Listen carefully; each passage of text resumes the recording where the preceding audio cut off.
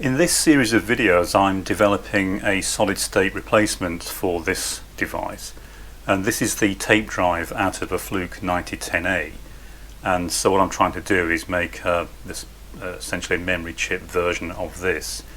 And I've got as far as hooking up the logic analyzer and starting to decompile the firmware that resides in the controller on this device.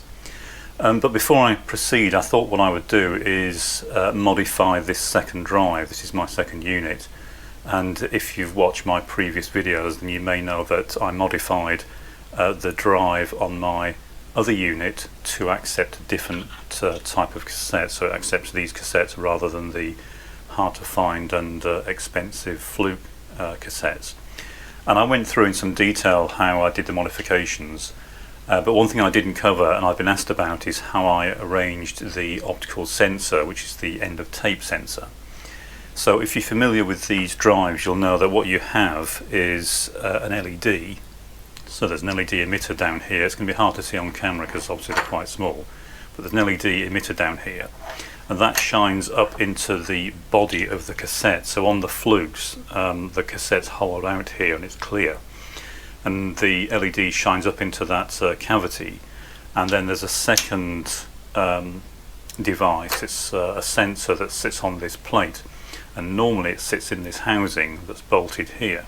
And so what happens is light shines up from this sensor in the body of the mechanism, reflects around the inside of the tape, and when you get to the clear leader at the end of the tape, the light can get through to this sensor, and it obviously triggers the drive, so it identifies the end of tape. Now that won't work with these tapes, because firstly there is no cavity for the light to bounce around, but also there's a solid piece of plastic at the position where the sensor normally resides. So what I do is take off the original sensor. So normally this small board sits on the back of this housing. This is the sensor, and it picks up the reflected light from the LED that's shining into the tape. But that won't work for these types of tapes. So what I do is replace the arrangement of the emitter and separate sensor with a reflective sensor like this. So this is a combined emitter and sensor, 4mm in diameter. And what I do is open out the hole in this housing. I don't know how well you can see this, and then I put this in through the back and bond it in place. And so what I have now is the sensor bonded into the housing. I then need to relocate the housing, so it normally sits here, but that's not going to work because, as I say, it would be shining at the solid plastic of the cassette. So what I have to do is move it along, so the cassette will normally sit about here, and I need the sensor to shine through the second gap. So what I do is I drill and tap another small hole. So you can see there's an extra hole here. So I drill that out, M2, tap it, and then I can screw this sensor into place. So I'll get that screwed in place and we'll have a look to see how it lines up with the tape. Okay, so I've got the sensor bolted into its final position, and the way this works, you can see the signal on the scope. I've just got this temporarily hooked up to some resistors so we can see how the sensor works. So we've got the LED, it's an infrared LED, so you can't actually see it illuminated, but it's shining out of one side of the sensor, and the other side is a detector. And on the cassette itself you see the leader is reflective. So if I put it around so that the leader is not adjacent to the sensor, you can see on the scope that we don't really get much of a deflection, and so it's not going to trigger the end of tape detector. If I turn the tape around so that the reflective leader is adjacent to the sensor, you can see on the scope that we get a nice strong end of tape signal, and that's how it detects the end of tape. So I've selected resistor values to make it work correctly, and being infrared, of course, it's not susceptible to the external ambient light, even though this is normally covered over. So next step is to get the mechanism reassembled. So all I have to do is run these wires through the bush at the end, flip this back over, this screws back onto here, and then I'll check it again to make sure that it's all lined up and I'm still getting a good strong signal, and then I can hook it back into the 9010 and see if it works. Okay, so I've got the head assembly bolted back into the frame, and you can see that what we have is the head, which has been relocated. It normally sits central, and the sensor is offset from the center as well, so there's one sits either side the center line of the tape, so it avoids this center boss on the tape. And the tape then sits in the slot, and you can see on the scope that with the tape in its current position, which is wound away from the end, there isn't much of a signal. But if I wind the tape to the end, you can see that it clearly detects the end of the tape. If I wind it back off, it goes back up. And so you can see it reliably detects the leader at the end of the tape. Okay, so what I'll do now is just finish reassembling this, get the wires hooked up, and then the mechanism can go back into the Fluke for final testing. Okay, I've got the tape drive reconnected to the Fluke. It's all reassembled, or mostly reassembled, just the plastic cover to go on. And I've got the scope connected to the test point that shows the digital input to the controller from the optical sensor, the end of tape sensor. So I've got a tape fitted, and what I have done, I've disconnected the read-write head, and that's just so that if I try to read or write the tape, it will just cycle continuously, going back to the home position at the end of the tape and trying again. Otherwise it will just go back to the end of the tape and stop, and now obviously I want to test the sensor. So I power up the Fluke. What I should be able to do now is try a tape read, and then it should continuously cycle back to the start of the tape and then try to read the tape. But as I say, it will fail because it won't see any data because the read-write head's disconnected. But the point here is we should see a pulse on the scope each time the end of tape sensor is reached, and that's what we're trying to test here.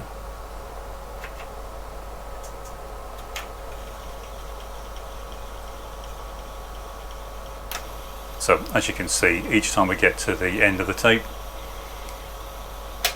we see an end of tape pulse, which is what we'd expect. And it's just going to keep cycling around now. So it's looking for the start of the data, but it won't find it because the head's not connected. But as you can see, we are reliably detecting the end of the tape.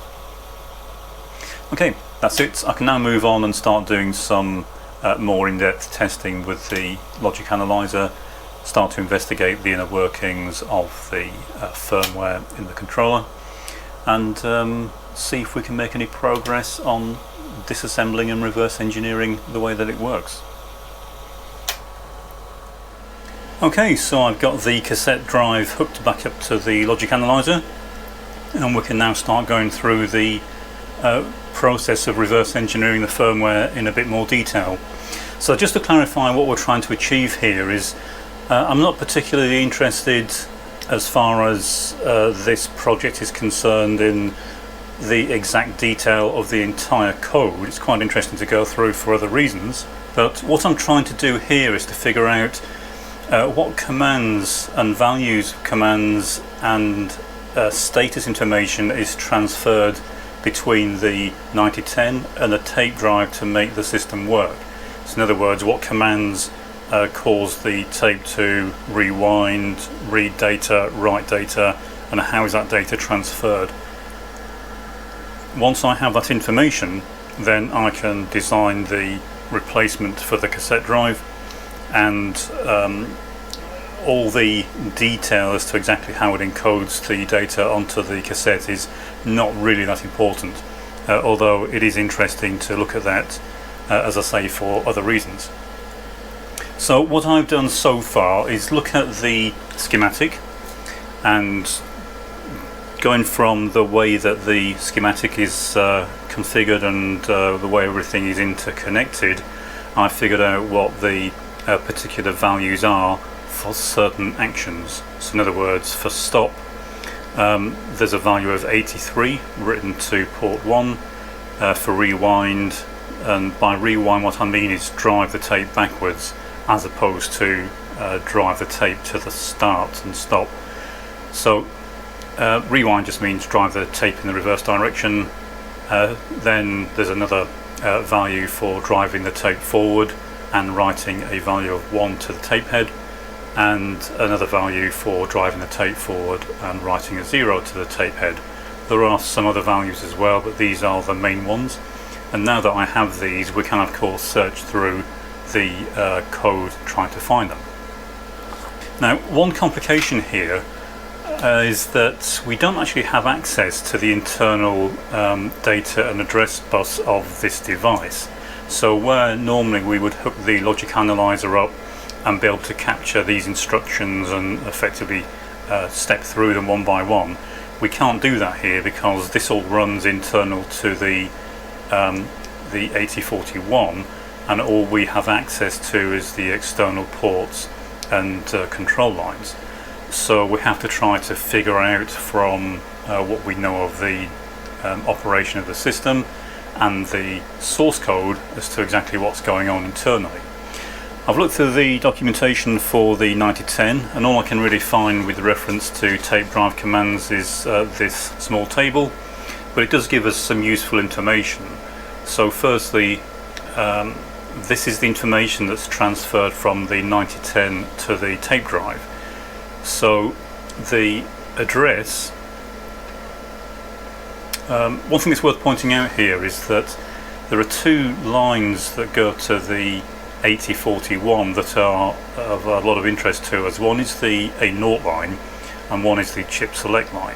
Now the chip select line of course is used to effectively put the data bus of the device onto the 9010 data bus, but the A0 line is used to select either the internal data registers or the internal status registers, in other words whether it's data or commands that are being transferred. And the easiest way to think of this is if the chip select line was on address line 1, then the address 0 line could be connected, for example, to address line 0. And so that's, as far as I can see, what they've done here. There is some additional decoding, but the least significant digit we can see here is a 0 to access the data and a 1 to access any of the status information. So it would appear that the A0 is connected to the system address 0 line. Now that we know that, we can look for the specific values on the data bus, that's the system data bus. And so if we see a value of 11, for example, then that selects the tape write mode, and what should happen is the tape should be rewound and then start in a forward direction to write some data. A lot of the functionality, such as rewinding to the start of the tape, is all taken care of autonomously by the firmware in the tape drive controller. So the 9010A doesn't have to worry about driving the tape back to the start. It just tells the cassette mechanism to do that and to effectively report once it's finished. So what we can do initially is just see if we can pick up these values when we trigger certain actions on the 9010 and make sure that we're able to actually capture these values as they are transferred from the 9010 through to the tape drive. So I've also spent quite a lot of time going through the code, and so I know what a lot of it does.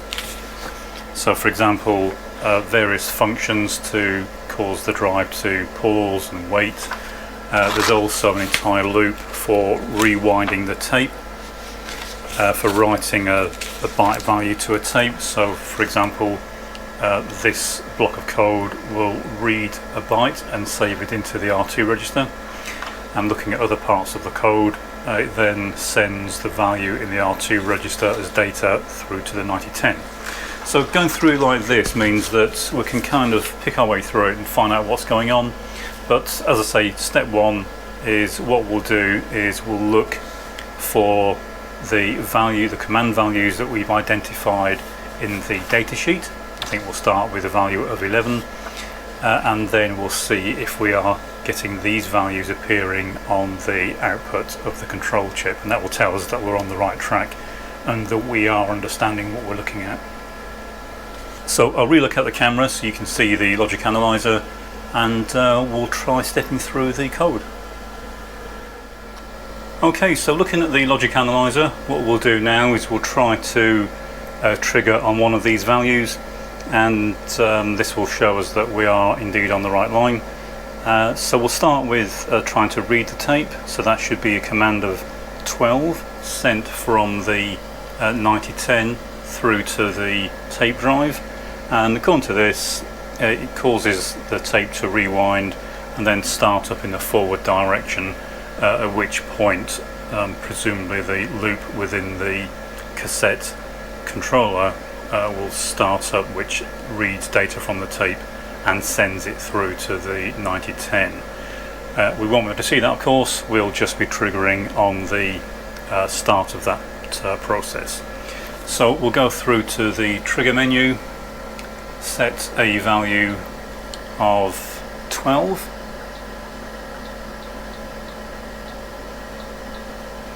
We also need the chip select line to be low as well when this happens, just to make sure that that value is indeed targeted at the cassette controller.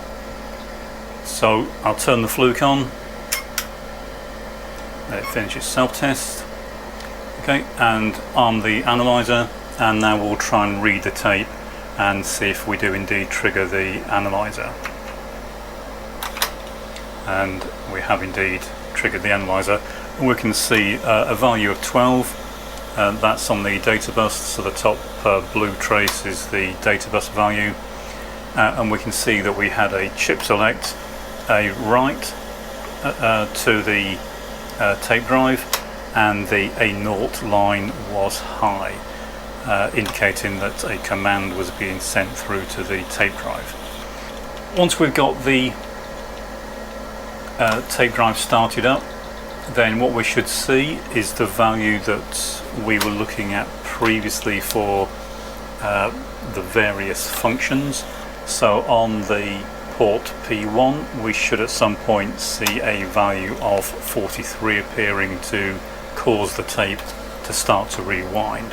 So if we scroll across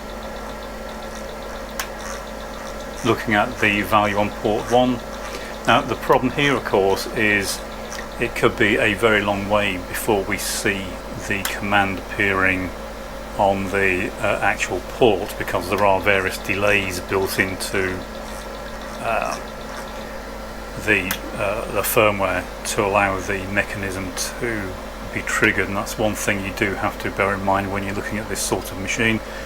The processor, even a processor as old as this, is very fast compared to a mechanical mechanism.